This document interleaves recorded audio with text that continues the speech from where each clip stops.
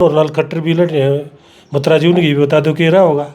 मैंने तो पहले भी कहा है कि भाई पार्टी मेरे को लड़ा दे, मैं बता दूंगा। अच्छा, आप करनाल से तैयार हो चुनाव लड़ने? मैं तैयार हूँ, मैं तो पहले भी कहा है मैंने। पार्टी लड़ावे तो मुझे लड़ा दे। हाँ। वो भी पंजाबी समाज से है, मैं भी पंजाबी समाज से हूँ। हाँ। आई समझ। मैं चुनाव लड़ने के लिए तैयार हूँ। चुनाव लड़ तो लड़ लोगे, फिर सीट भी जिता दोगे कांग्रेस ने? सीट ना जीते तो मुझे कह देना। आप देख रहे हैं हरियाणा स्पेस, मैं हूँ आपके साथ अरुण दुन। इस वक्त हमारे साथ पूर्व गृह मंत्री जो खुलकर अपने विचार रखते हैं, तेज तर्रार नेता है सुभाष बत्रा मौजूद हैं, तो उनसे हम जानते हैं। बत्रा जी, तक लोकसभा की बात करी जाए तो दीपेंद्र हुड्डा के रहा होगा, पीछे तो चुनाव आ रहे थे, अब की बार क्या रहा होगा? आज दीपेंद्र हुड्डा जीत में है।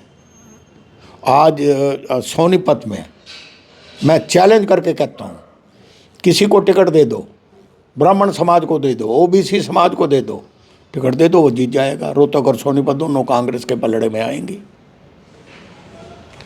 पूरे हरियाणा में बीजेपी ने 10 के 10 कैंडिडेट डिक्लेयर कर दिए। आपने रोहतक और सोनीपत की बगैर कैंडिडेट डिक्लेयर हुए क्लियर कर दी, कांग्रेस जीतेगी, तो फिर बाकी हरियाणा में क्या रहा होगा बत्रा जी? देखिए, एक एक करके बताऊं या कैसे समझाऊं? पहली बात तो ये, दीपेंद्र लड़ेगा, दीपेंद्र नहीं लड़ेगा, भूपेंद्र हुड्डा जी लड़ेंगे। ठीक है, ठीक है। इस परिवार से चुनाव लड़ेगा और जीतेंगे। ठीक है, ठीक है। दूसरी सीट सबसे अच्छे मार्जिन से जीतने वाली सरसा और अंबाला, अच्छा, जो दोनों रिजर्व कॉन्स्टिट्यूंसी हैं, शैलजा बहन जी कहीं से लड़े जीतेंगी।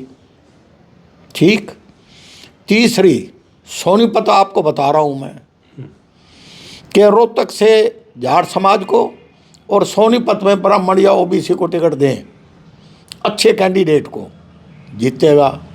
12 बजे से पहले रिजल्ट आउट हो जाएगा जीत का। अब आगे चलिए। जिस तरह से केजरीवाल साहब को एक मुख्यमंत्री, जो कि 2 तिहाई से भी ज़्यादा मतों से बना हुआ लीडर, किस तरह से अपमानित करके, इस तरह से तो 751 के भी मुकदमे में किसी को नहीं पकड़ा जा सकता। ये तो इस तरह से एक मुख्यमंत्री की चेयर का जो अपमान किया है, इनका और शिबू सोरेन का, दोनों मुख्यमंत्री, सिटिंग मुख्यमंत्री, जिनकी आज यूएनओ में भी चर्चा है, आज अमेरिका में सेनेट में भी चर्चा है, जिसकी जर्मनी जापान में भी चर्चा हुई है। तो आने वाले टाइम में इनकी नीति सिर्फ वोट जाति के हिसाब से, भाईचारे को बिगाड़ने की नीयत से और धर्म के नाम के ऊपर वोट हासिल करना, और कुछ भी नहीं। अदरवाइज आप मुझे एक बात बताइए, मैं आपकी सारी बातों का जवाब देता हूँ। अब ये विकास के नाम की कोई वोट मांगते हैं? नहीं। कोई नया यूनिट बाहर से कोई आया? नहीं। आज महंगाई चरम सीमा पे है।